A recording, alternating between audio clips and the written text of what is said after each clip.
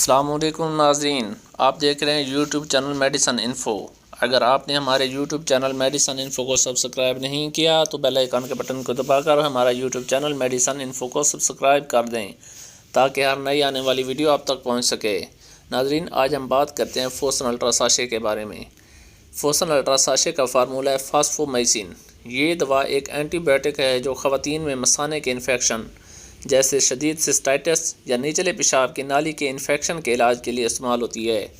یہ دوا بیکٹیریا کی افزائش کو روکنے کا کام کرتی ہے۔ یہ اینٹی بائیوٹک صرف بیکٹیریل انفیکشن کا علاج کرتی ہے۔ یہ وائرل انفیکشن جیسے عام زکام یا فلو کے لیے کام نہیں کرے گا۔ کسی بھی اینٹی بائیوٹک کا استعمال جب اس کی ضرورت نہ ہو تو یہ مستقبل میں ہونے والے انفیکشن کے لیے کام نہیں کر سکتی۔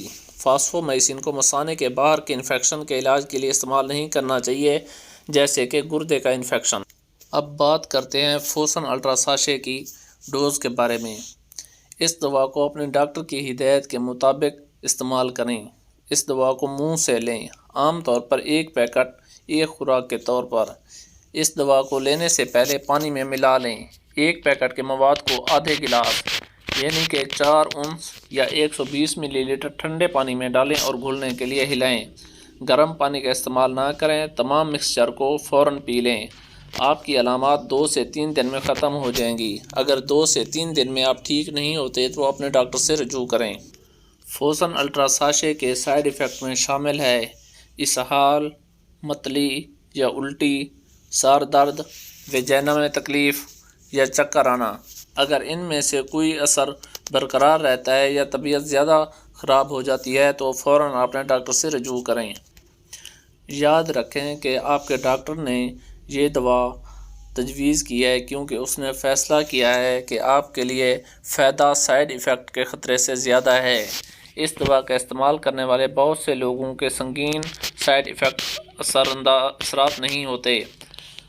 اپنے ڈاکٹر کو فوراً بتائیں اگر آپ کے کوئی سنگین سائیڈ ایفیکٹ کے اثرات ہوتے ہیں، بشمول بصارت میں تبدیلی، غیر معمولی کمزوری، مزاحم بیکٹیریا کی ایک قسم کی وجہ سے یہ دوا شاذ و نادر ہی آنتوں کی شدید حالت کلوسٹریڈیم ڈیفیسائل سے وابستہ اسہال کا سبب بن سکتی ہے۔ یہ حالت علاج کے دوران یا علاج بند ہونے کے بعد ہفتوں سے مہینوں تک ہو سکتی ہے۔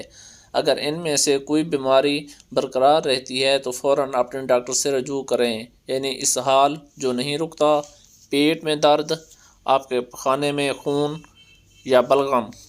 اگر آپ کو ان میں سے کوئی علامات ہیں تو اسہال کے خلاف یا اوپیائڈ ادویات کا استعمال نہ کریں کیونکہ یہ مصنوعات انہیں مزید خراب کر سکتی ہیں۔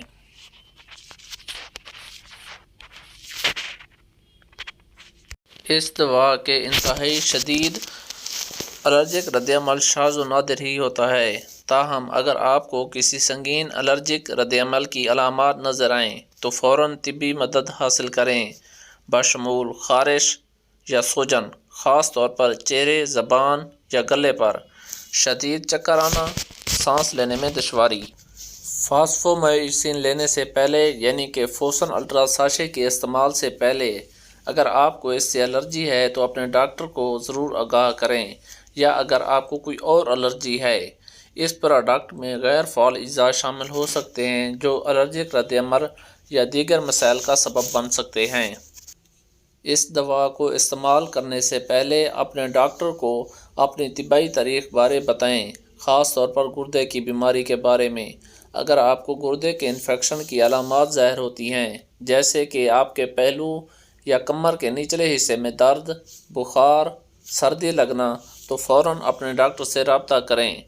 آپ کا ڈاکٹر آپ کا علاج بدل سکتا ہے۔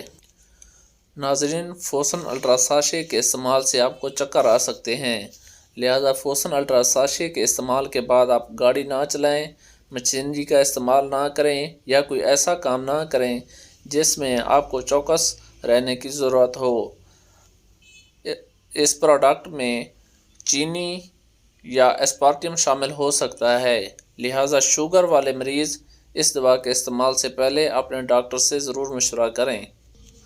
زندہ بیکٹیریل ویکسین جیسے کہ فاسفومائسن ٹائیفائڈ ویکسین کے کام نہ کرنے کا سبب بن سکتا ہے، جب تک آپ کا ڈاکٹر آپ کو نہ کہے اس وقت تک اس دوا کو استعمال کرتے وقت کوئی حفاظتی ٹیکے نہ لگوائیں۔